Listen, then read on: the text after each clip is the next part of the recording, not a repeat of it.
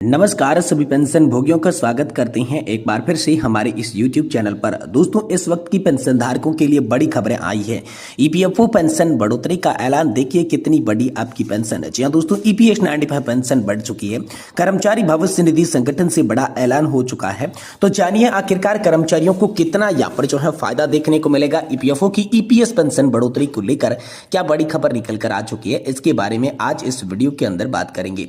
साथ ही साथ हम बात करने वाली हैं मध्य प्रदेश में पेंशनधारकों का बड़ा आंदोलन, 2 चरणों में प्रदर्शन करने का लिया गया है फैसला, यानी कि एमपी पेंशनर्स प्रोटेस्ट के बारे में हम बात करने वाली हैं, जिसमें कर्मचारी काली पट्टी बांधकर काम करेंगे। 17 से 25 मार्च तक 2 चरणों में आंदोलन की तैयारी की जा रही है और 7 सूत्रीय मांगों को लेकर आप सभी के लिए ज्ञापन भी सौंपा गया है। तो एमपी पेंशनर्स प्रोटेस्ट के बारे में भी आज इस वीडियो के अंदर संपूर्ण रूप से जानकारी आप सभी को दी जाएगी। साथ ही साथ बिग ब्रेकिंग न्यूज आप सभी के लिए आ रही है। न्यूनतम पेंशन की गारंटी, केंद्रीय कर्मचारियों के लिए बड़ी खुशखबरी, वित्त मंत्री का बड़ा प्रस्ताव। जी हां दोस्तों, ईपीएस 95 के तहत मिनिमम पेंशन को लेकर वित्त मंत्री का कौन सा बड़ा प्रस्ताव आया है, केंद्रीय कर्मचारियों के लिए क्या खुशखबरी है और न्यूनतम पेंशन की गारंटी आप सभी पेंशन धारकों को किस तरीके से देखने को मिलेगी, इसके बारे में भी दोस्तों आज इस वीडियो के अंदर बात करेंगे। यानी कि दोस्तों पेंशन धारकों से जुड़ी 3 प्रमुख बड़ी खबरों की चर्चा इस वीडियो के अंदर करने वाले हैं। इसलिए आप सभी पेंशन धारकों से निवेदन करते हैं कि दोस्तों आज की इस वीडियो को आप लास्ट तक देखिएगा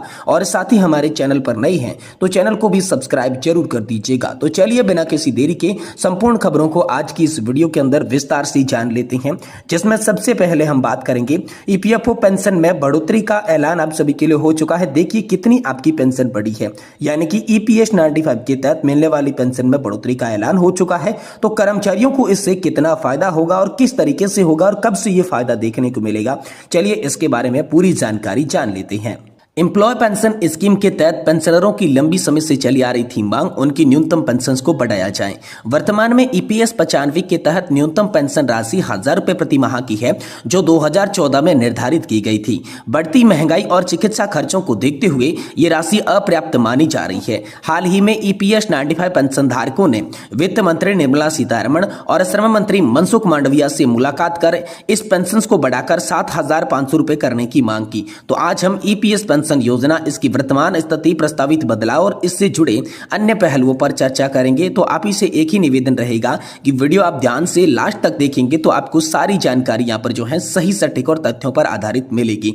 सबसे पहले बात करते हैं ईपीएस 95 पेंशन में बढ़ोतरी की मांग की। तो सबसे पहले वर्तमान स्थिति जानते हैं। वर्तमान में ईपीएस 95 के तहत न्यूनतम पेंशन 1000 रुपए प्रति माह की है।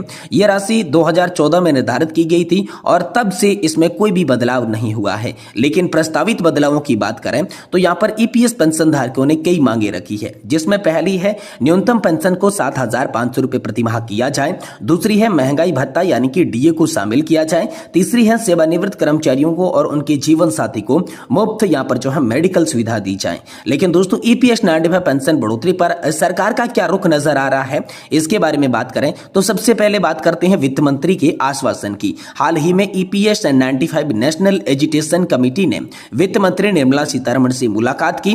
वित्त मंत्री ने इन मांगों पर सहानुभूति पूर्वक विचार करने का भी आश्वासन दिया है।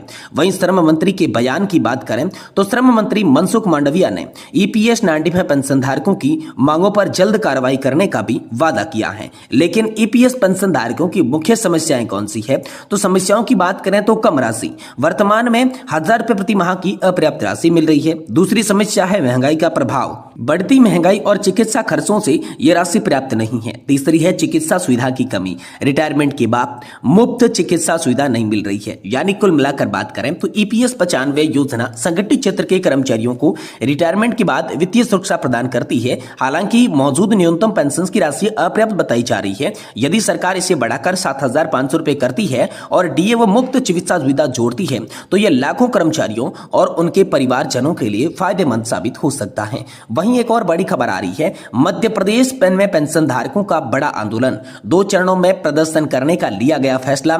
एमपी पेंशनर्स प्रोटेस्ट को लेकर बड़ी खबर आ रही है, जिसमें 17 से 25 मार्च तक 2 चरणों में आंदोलन की तैयारी। कर्मचारी काली पट्टी बांधकर काम करेंगे। 7 सूत्रीय मांगों को लेकर ज्ञापन सौंपा गया। तो चलिए व्यस्त यहाँ पर विस्तृत चर्चा करती हैं। वरिष्ठ नागरिक पेंशनर्स एसोसिएशन ने अपनी समस्याओं और मांगों को लेकर 17 से 25 मार्च तक 2 चरणों में आंदोलन करने का फैसला किया है। इसके तहत 17 और 18 मार्च को ब्लॉक, तहसील, जिला और संभागीय मुख्यालय स्तर पर प्रदर्शन होगा। इसके बाद 25 मार्च को राज्य स्तर पर आंदोलन शुरू होगा। एसोसिएशन के प्रांतीय मीडिया प्रभारी भगवती प्रसाद पंडित ने बताया कि पहले चरण में ब्लॉक स्तर से राजधानी तक शासन को अपनी मांगों को त्वरित निराकरण के लिए आवाज उठाई जाएगी और दूसरे चरण में एसोसिएशन की प्रदेश अध्यक्ष राजकुमार दुबे और कोर कमेटी के निदेशक के मुख्यालय पर अधिकारियों द्वारा मुख्यमंत्री के नाम ज्ञापन सौंपा जाएगा। अब वेयर हाउसिंग कॉर्पोरेशन के कर्मचारियों का भी आंदोलन यहाँ पर हो रहा है। Madhya Pradesh where housing corporation के कर्मचारी भी अपनी मांगों को लेकर आंदोलन की तैयारी में हैं। उनकी मुख्य मांगे वेतन का सीधा निगम में भुगतान और नियमितीकरण से संबंधित है। इसके लिए कर्मचारी 17 मार्च से काली पट्टी बांधकर काम करेंगे। यह आंदोलन पूरे प्रदेश में एक साथ किया जाएगा। अप्रैल में मुख्यालय और क्षेत्रीय कार्यालय में भी प्रदर्शन होगा।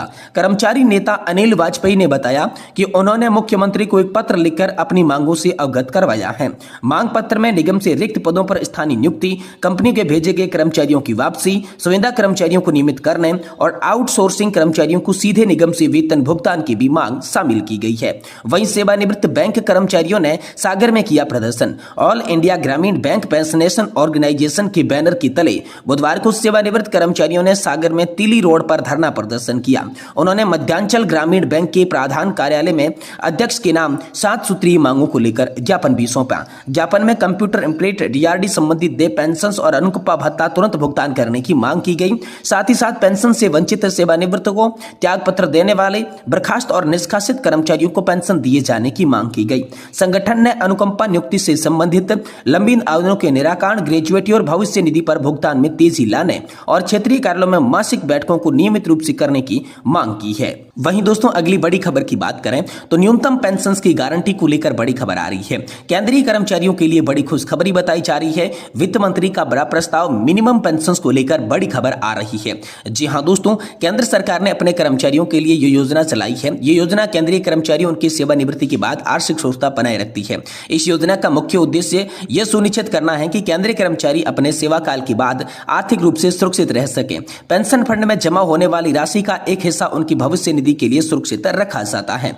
अब दोस्तों यहाँ पर बात करें तो जीवन के अंतिम चरण में वह आराम से इससे जी सकते हैं। यह योजना न केवल कर्मचारियों के लिए बल्कि उनके परिवार के लिए भी बहुत महत्वपूर्ण है, क्योंकि यह उन्हें आर्थिक सुरक्षा प्रदान करती है। अब यहाँ पर बात करें न्यूनतम पेंशन की राशि, तो केंद्र सरकार द्वारा निर्धारित एक निश्चित राशि जो सभी कर्मचारियों को इसमें मिलती है। पात्रता मानदंड की बात करें तो केंद्र सरकार के नियमित कर्मचारी जो न्यूनतम pension scheme new pension scheme NPS के तहत आती हैं, अब पेंशन फंड में योगदान करें तो दोस्तों कर्मचारी और नियोक्ता दोनों का योगदान होगा। अब दोस्तों पेंशन की गणना की बात करें तो कर्मचारी के अंतिम वेतन और सेवा काल के आधार पर पेंशन मिलती है। और इसके लाभों की बात करें तो आर्थिक सुरक्षा और भविष्य की योजना बनाने में यहाँ पर मदद मिलती है। Pension fund regulatory and development authority यानी कि पीएफआरडीए द्वारा इस योजना का प्रबंधन किया जाता है। निवेश विकल्पों की बात करें तो विभिन्न निवेश विकल्प जैसे कि शेयर बाजार और बॉन्ड आदि इसमें शामिल है। यानी कि दोस्तों हम सभी के लिए बड़ी खबर यह आई है कि मध्य प्रदेश के अंदर पेंशनधारक जो हैं वह प्रोटेस्ट करने लग गए हैं। यहाँ पर 17 से 25 मार्च तक आंदोलन होगा। कर्मचारी काली पट्टी बांधकर काम करेंगे और 7 सूत्रीय जो पेंशनधारकों की मांगे हैं वो रखी गई है। इस बीच कर्मचारी भविष्य निधि संगठन पर भी आप सभी के लिए पेंशन बढ़ाने पर लगातार दबाव बनाया जा रहा है। जल्द आप सभी को पेंशन बढ़ोतरी देखने को मिल सकती है। इस उम्मीद के साथ ये बड़ी खबर निकलकर सामने आ चुकी है।